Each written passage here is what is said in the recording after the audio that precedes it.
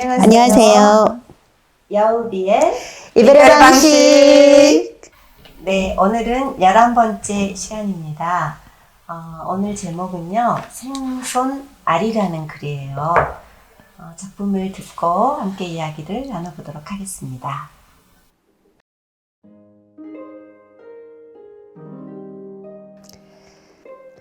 생손아리. 또 핥히고 지나갔다. 손톱 자국이다.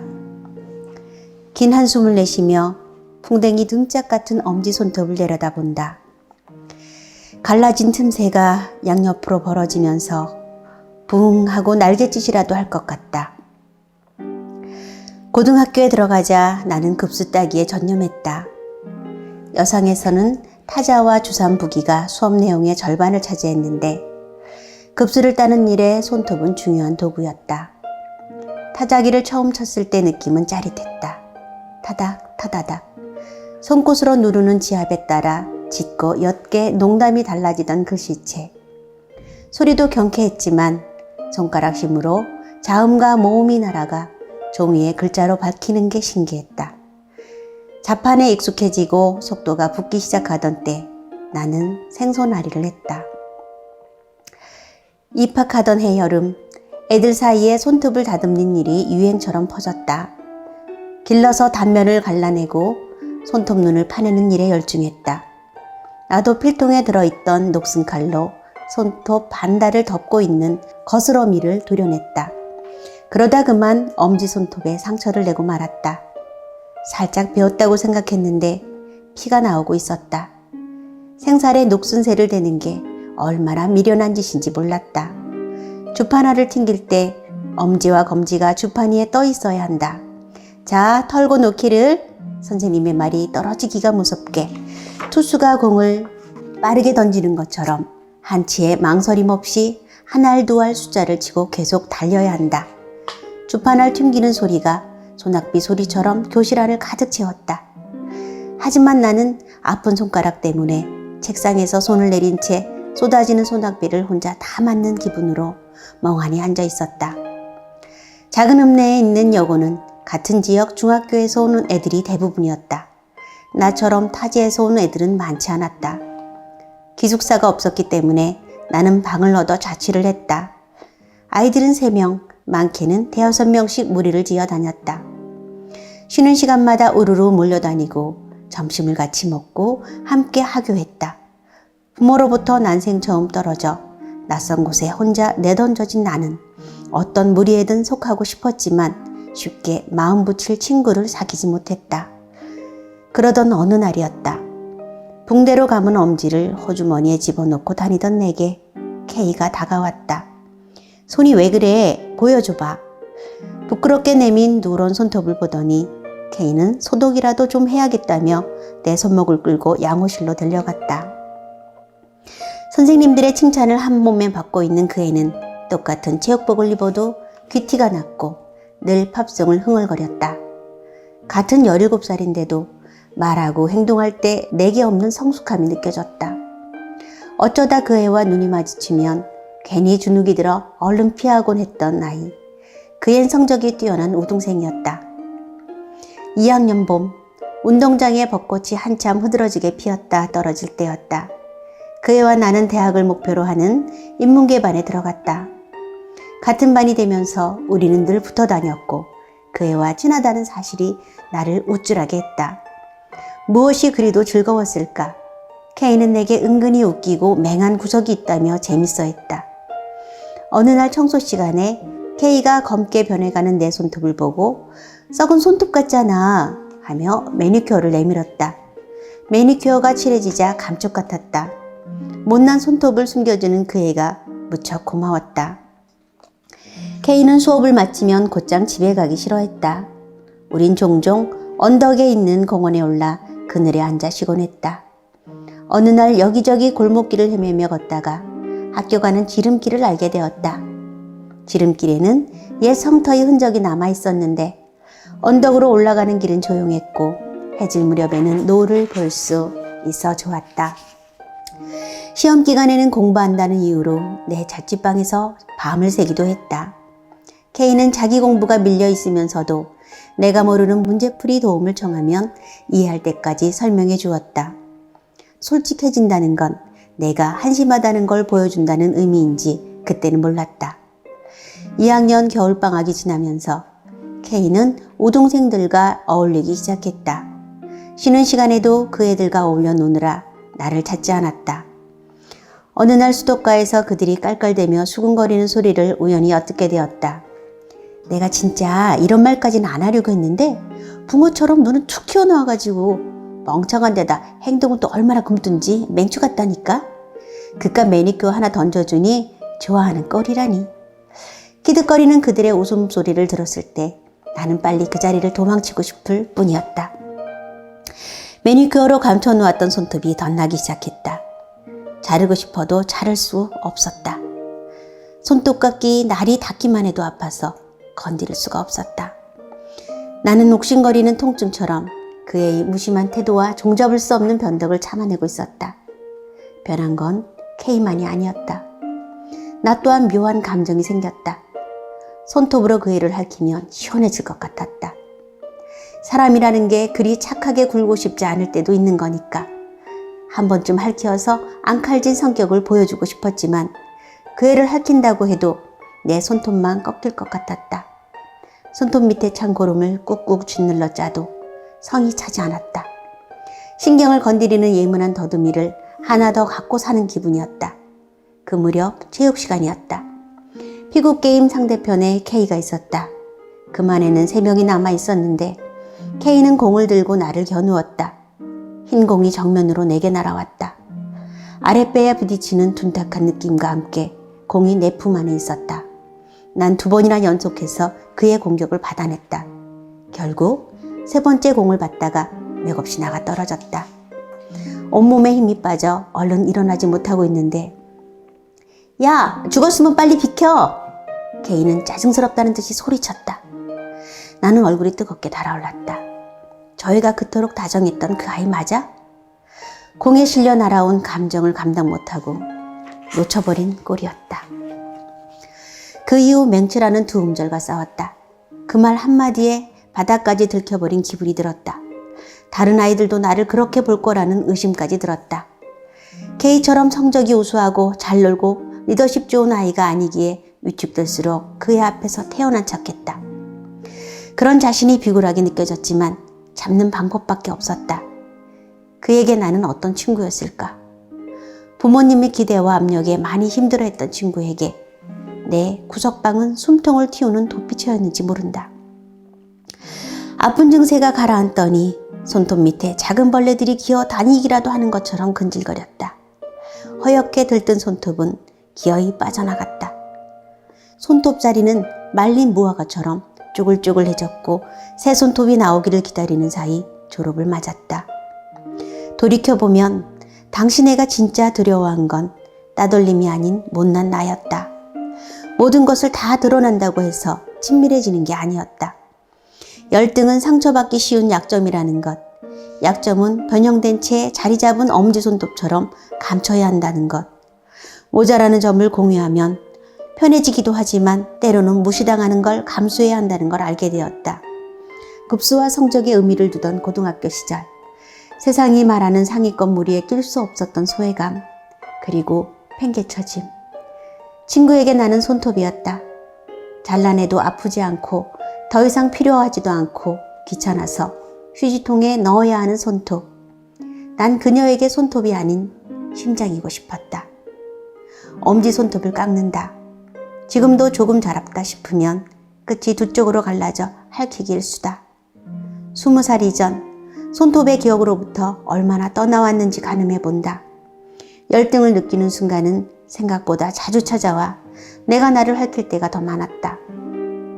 풍뎅이 등껍질 같은 손톱은 날고 싶은 걸까? 갈라진 틈새로 양날개가 바닥이며 기지개를 켤 것 같다. 나를 세우고 있는 손톱은 지금도 잘하는 대로 깎아내버려야 할 불편한 감정이다. 바짝 깎인 못난이 손톱. 세상을 손톱만큼밖에 모르던 미숙했던 지난날의 흉터를 쓰다듬듯 만져본다. 아, 이거는 이렇게 다른 거보다 네. 지금 이거 읽으면서 금요는 이거 지금 읽으면서 네. 어떤 생각이 들었을까? 그게 또 궁금하네요. 지금 적절한 질문을 이렇게 던져줘서 너무 감사한 게 지금 이 글 속에 있는 나 자신, 화자를 지금 이 순간에 만난다면 정말 꼭 안아주고 토닥거려주고 싶어요. 대신 감사합니다. 이렇게 해주고 싶었어요. 나도 그랬어요? 나도 원격. 이게 지금 원격. 이게 금요호 이야기도 하지만 또 내 이야기 같기도 하고 혼자 이렇게 외톨이 돼가지고 서 있는 아이가 막 보이는 것 같은 거예요. 지금 읽으면서. 그래서 얼마나 이때 슬펐을까, 얼마나 또 혼자 쓸쓸했을까 하는 그 작은 아이를 딱 정말 껴안아주고 네. 싶은 그런 생각이 이렇게 들더라고요. 그게 네. 있는데. 두 분의 품이 예. 진짜 따뜻하네요. 먹먹해요. 네. 방금 드는 생각이 그때 언니가 옆에 친구로 있었으면 정말 위로가 됐을 텐데 그 친구 아마 죽었을 것 같다는. 네. 가만 안 놔뒀지. 저도 비슷한 친구가 있었어요. 좀 더 다른 친구보다 친한.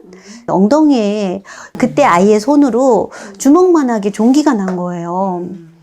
그래서 그거를 혼자 갖고 있긴 그러니까 그 친구한테 나 사실은 여기 이런 게 있다 이러면서 너무 아프다 이러고 보여준 거예요. 엉덩이를 이렇게. 그런데 그걸 갖고 공식적으로 교실에 와서 영주 엉덩이에 이렇게 뭐가 났어요. 이러고 그 얘기를 한 거예요. 그러니까 순간 너무 창피한 거지. 근데 선생님이 그 친구를 따끔하게 하던 친구예요. 너는 어떻게 믿고 얘기를 했는데 친구가 그걸 지켜주고 위로해줘도 부족한 마당에 그것을 여러 사람이 있는 데서 얘기하는 못된 아이라고 너무너무 너 나쁜 거라고 지금 너무너무 화가 난다 그러면서 그 아이를 야단쳐 주는 거예요. 그래서 그게 굉장히 위로가 됐어요. 우리 청량우가 옆에 친구를 있어줬으면 우리 금영우 얼마나 힘이 됐을까. 세 번째 공도 받을 수 있었는데 그럼. 금요가 또 힘이 좋거든요.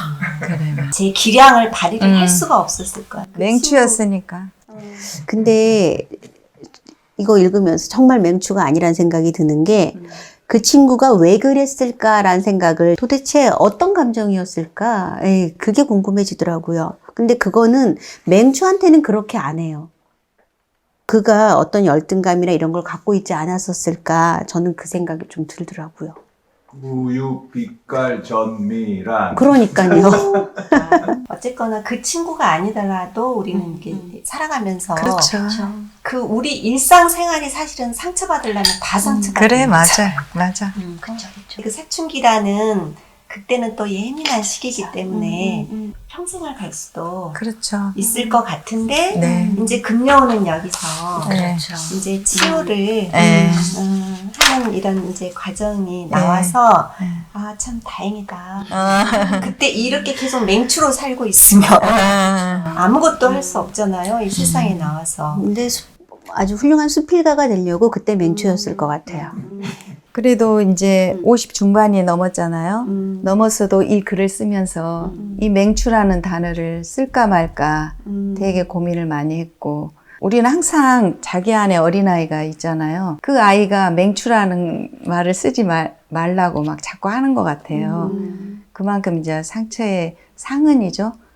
지금 그때 알았던 이 손톱이 이게 이제 늘 이렇게 실제 지금 예. 풍뎅이 등짝처럼 기름이 여기서 갈라져서 이렇게 니트 오래 이렇게 자꾸 이렇게 그때를 상기시켜 주는 거죠. 뿌리가 깊은 그게 이제 자꾸 건드려지는 거죠. 그런 상처를 이 손톱으로 비유한 이유가 머리카락이나 손톱은 자라는 게 보이지 않아요.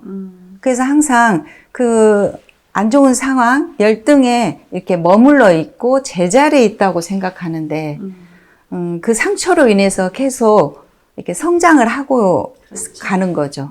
성장을 하지 않으면 그게 이제 우리가 흔히 막 트라우마라는 그쵸. 말을 많이 쓰잖아요. 거기에 딱 갇혀버리면 이렇게 그 다른 것이 보이지 않게 되잖아요. 그리고 자기 자신마저도 그 안에 딱 둥지를 틀고 맞아요. 세상 밖으로 나오지 못하는 또 그런 악순환이 계속되어서 정말 근데 이제 이 글을 보면서는 어쨌거나 그곳에서 나는 나왔고 네. 또 나와서 이 바라보는 그 시선 네. 그거에 대해 참 안도 네. 참 안심이다 아, 하면서 혹시라도 이 순간 네. 어떤 이런 아픔이나 네. 상처 때문에 웅크리고 계신 분들이 계시다면 중요한 거는 내가 나를 품어 안는 또 그 마음이 굉장히 중요할 것 같아요. 네. 그죠? 예. 근데 이제 그거를 이제 수용하는 수용의 이제 그 방법을 찾는 그게 중요한 것 같아요. 예. 사실은 자꾸 머릿속에서 장난질이 하고 싶어가지고 요거를 장난을 또 여기다 풍뎅이를 그리고 싶은 거야. 되게 귀여울 것 같은 엄지손가락에다. 이 질문 한번 저 드리고 싶어요. 그 이후 맹추라는 두 음절과 싸웠다 그랬잖아요. 네. 지금 나와 맹추는 어떤지. 아까도 얘기했다시피 이 맹추를 이 50 중반에 글 속에다 쓸까 말까 고민했잖아요. 근데 결국은 썼어요. 지금도 열등은 항상 있고 이게 이제 불편한 감정이 되어서 이게 스스로 핥히는 거죠. 타인에 의해서가 아니라. 그래서 이제 이 맹추라는 것을 썼다는 것 자체는 많이 극복이 됐다라는 생각이 들어요. 예. 저는 이거 글 보면서 우리 영화도 있잖아요. 친구라는 영화 있었어요. 그전에요. 장동건인가? 그렇죠. 그렇죠.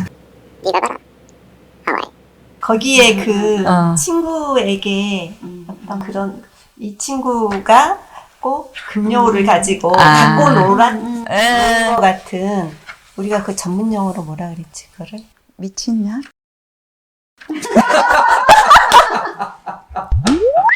가스라이팅이라고. 그러니까 내가 이 사람을 심리적으로 지배하는 거야. 네 생각이 틀렸어. 라든지 네가 너무 예민하구나. 라든지 이렇게 몰아가 버리면서 내가 이 사람을 조절하는 거지. 부모와 자녀 사이에도 네, 맞아요. 그런 거 많고 부부 사이에도 있고 친구, 뭐 직장 그런 생각도 났고 또 하나 정말 저는 영화 중에 굿윌 헌팅이라고. 그죠? 아까 조금 전에 금요가 얘기했잖아요. 자기 상처를 자기 스스로 핥히는? 핥히면서 자기는 이 세상에 살 가치가 없는 인간으로 딱 규정해놓고 결국은 노 교수가 그거는 네 잘못이 아니었다고 그 한마디에 막 완전히 눈물 콧물 다 쏟아내면서 이렇게 치유받았던 또 그런 그러니까 이 글이 되게 많은 또 생각을 하게 하더라고요. 이제 이 글은 이제 중편수필로 발표를 했어요. 그래서 이제 이게 서사가 이제 굉장히 길게 됐고 약간 이제 성장 소설적인 성격을 띠는 이제 수필인 거죠. 예. 그래서 이제 이 손톱 이야기는 우리 인간 관계 이야기로 독자가 읽어줬으면 하는 바람이 있죠. 예. 그리고 저는 참 위험하다라는 생각이 드는 구절이 있어요.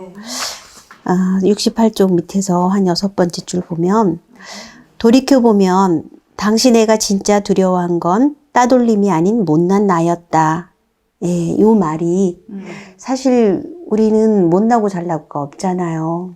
그런데 누군가 너 못났다. 이름 붙여주니 나는 못났구나. 그걸 가지고 평생 우리가 못난이로 열패감에 산다는 얘기가 되는 거죠. 그러니까 정말 우리 조심해야 되겠다. 우리의 시선이 누군가 이렇게 평생 못난 나로 가게 하지 않을까라는 생각이 좀 들어요. 그죠? 근데 되게 좋은 얘기를 했는데 이 여기 모질이라는 이 공동체에 대해서도 되게 이제 생각이 많이 들었어요. 못났다. 근데 되게 이 못난 공간에 소중한 사람들이 모여서 소중한 재능이나 감정을 주고받고 되게 이 못났다는 그 역설 때문에 이렇게 사람들이 많이 오고 못난 모질이 간판을 보고 아, 저게 뭐지? 하고 이렇게 들여다볼 수 있는 그리고 우리 회원들이야 당연히 모지리의 의미를 알고 그렇게 시작을 했지만 여기 주민분들은 모르시니까 거의 막 쭈뼛쭈뼛거리고 이상한 곳인가 봐라고 했던 분들이 지금은 이제 안 그러죠. 그쵸. 근데 같은 얘기인 것 같아요. 우리 작가님이 맹추라는 쓸까 말까 하다가 내놓아서 거기서부터 치유가 되는 것처럼 우리 모질해요. 드러내놓고 나니 모두가 편할 수 있는 것. 같은 얘기인 것 같아요. 우리 모질이. 그죠? 김영주. 금요 교진에 그런 게 있었어요. 네. 모든 것을 다 드러낸다고 해서 친밀해지는 게 아니었다. 열등은 상처받기 쉬운 약점이라는 거. 약점은 변형된 채 자리 잡은 엄지 손톱처럼 감춰야 한다는 것. 모자라는 점을 공유하면 편해지기도 하지만 때로 무시당하는 걸 감수해야 한다는 걸 알았다. 어린 소녀에게는 정말 이게 아픔이었던 거죠. 너무 아픔인 것 같아요. 그 다음 살아가면서 관계하는 부분에서 계속 발목 잡히는. 근데 이제 지금은 우리가 뭐 있는 대로 그냥 까 보여도 이렇게 방송을 하면서도 있는 대로 내보여도 전혀 부끄럽지 않습니다. 그렇죠? 맞아요. 네, 사실은 지난주에 우리 금요가 얘기할 거를 굉장히 많이 준비했었어요. 금요가 준비해온 멘트를 막 이렇게 하기 위해서 평소에 제 모습이 아닌 너무나 좀 학구적이고 정말로 그 문학인 그처럼 이렇게 점잖을 빼고 앉아서 얘기하는데 제가 속으로 아 왜 저러지 막 그냥 왜 저러지 막 했는데 그래서 우리 촬영 감독님이 다 잘랐습니다. 에라이. 저희가 생소나리라는 글을 가지고 지금까지 이야기를 나눠봤는데요. 시청자 여러분들께서도 이 글을 들으시면서 혹시 아픈 상처나 아직 치유되지 않은 그런 문제들이 있다면 이 책을 통해서 함께 그 마음에 위로가 위로가 분량 늘리려고 한 거 아니에요? 위로가 되었으면 하는 바람입니다. 저희 오늘 여기서 마치겠습니다. 이별의 방식 애정을 담아! 많이 담아.